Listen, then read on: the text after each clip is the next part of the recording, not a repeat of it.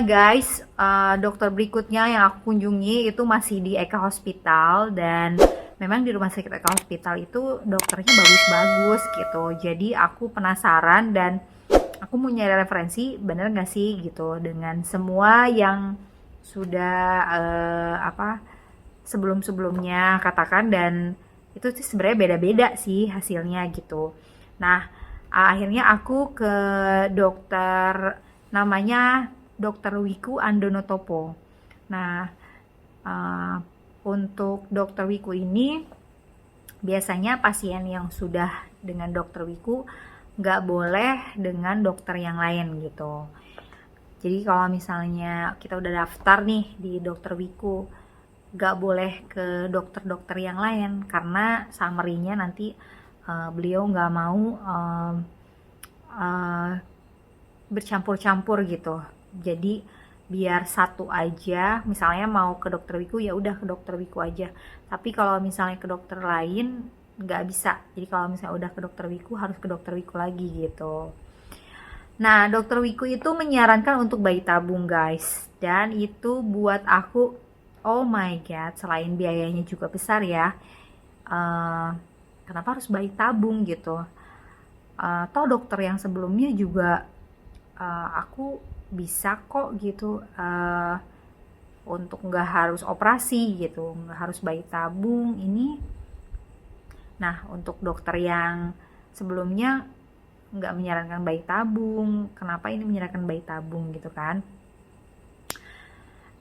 Katanya suruh cek lab dulu. Nah, aku disuruh cek lab dan ada beberapa treatment. Jadi misalnya minggu pertama aku harus makan kerang bambu sama semangka, dan minggu keduanya aku harus minum obat, dan obatnya nanti aku sertakan di atas.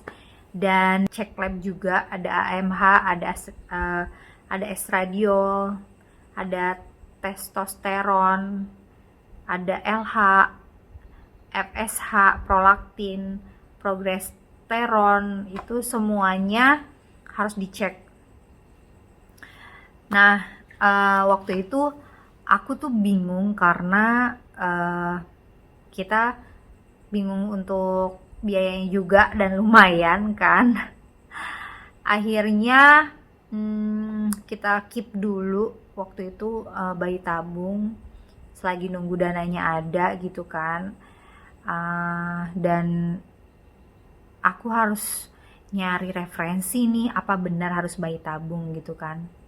Nah, sebelum bayi tabung itu aku sempat juga ke dokter yang spesialis khusus untuk 4D ya. Nah, itu ada salah satu dokter di YPK Mandiri ya kalau nggak salah, daerah Jakarta, kalau nggak salah daerah Menteng ya. Aku ke sana buat mastiin bener gak seakurat apa hasil USG untuk 4D ini. Untuk cerita selanjutnya di next video ya. Bye.